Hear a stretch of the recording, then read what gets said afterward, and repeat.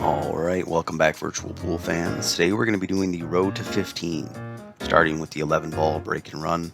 About a year ago I attempted this, and I took ball in hand for every single rack except for the 14 ball break and run, which I did run cleanly. This time around I just want to challenge myself a little bit more and opt out of the ball in hand option and try to make sure that I'm doing a legitimate break and run. So I'm going to play by 10 ball rules, and just as that, I'm going to call my shots if they're not obvious, so nothing will be slopped in. So I have 3 balls down on the break here, and I got a good spread, and this is the table I should run. No problems whatsoever. This will come on my 10th attempt, as you see there. I'm going to give you guys a rack that I did right and a rack that I did wrong, so we can kind of talk about those things as we go.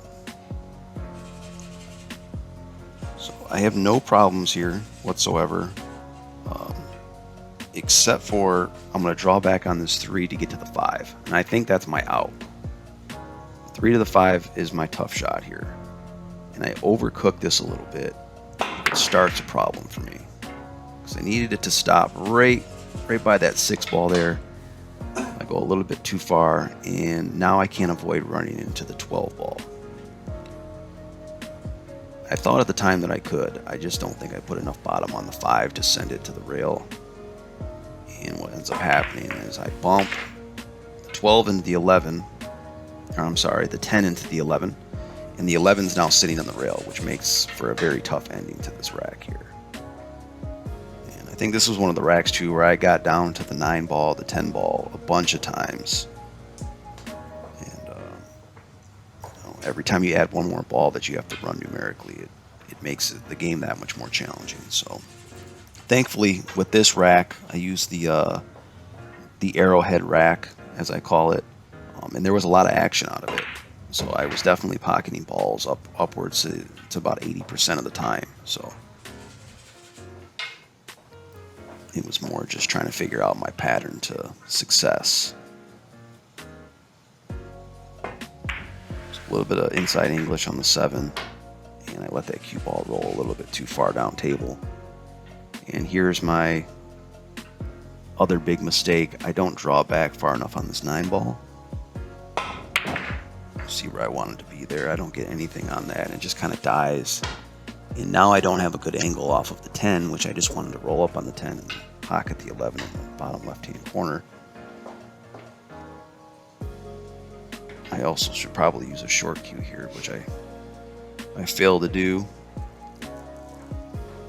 I'm trying to figure out now, am I going to cut this 11 ball or am I going to bank it? And of course, hindsight is 20/20, because now I felt like I should have banked it, but I play for a cut.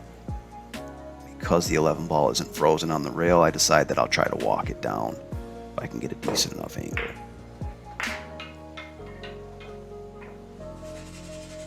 And it's a tough cut, but I feel like if the camera wasn't on, I could probably make this shot more times than not. But this ended up stopping me in my tracks. I had got down to the 11 ball one other time during this exercise, but this was the cleaner of the racks. So that's a botch there. Shake that one off. About 13 racks later, I'm back at it again. I do count all my dry breaks as well, which I didn't have very many, as I said before. Put the high ball in the middle of every rack them however you like. I'm kind of just making up these racks as I go.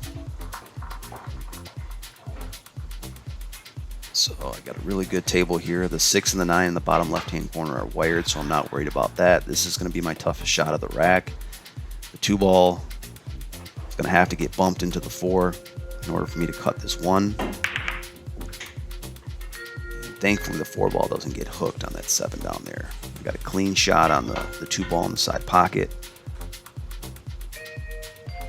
Put some top English on the cue. Send her into the rail, back out for the 3 ball.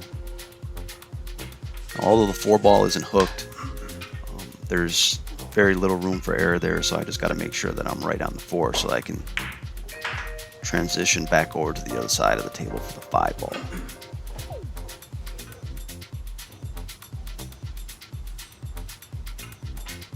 While trying to avoid the side pocket scratch, because sometimes I let that cue ball get eaten up. I stroked it pretty good, a little bit too good. So I got about a 1/4 ball space in between the cue and the 5 ball there. I'm going to hit high on this cue ball and try to just fire my way out of that situation. As I said before, the 6 and the 9 are wired. So I'm just going to soft roll the cue ball, and I want to leave the 6 pretty much in the same spot so that I can pocket it in the same corner.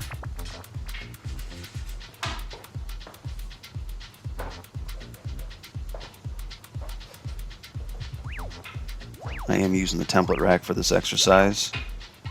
I didn't want the misery of going without it, so.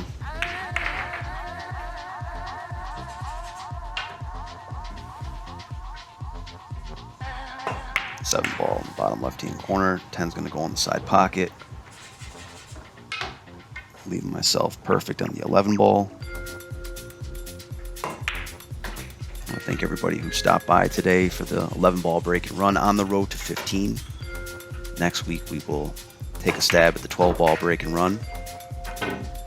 Thanks for everybody who stopped by. Remember to like, subscribe, and share. Until next time, hit 'em well.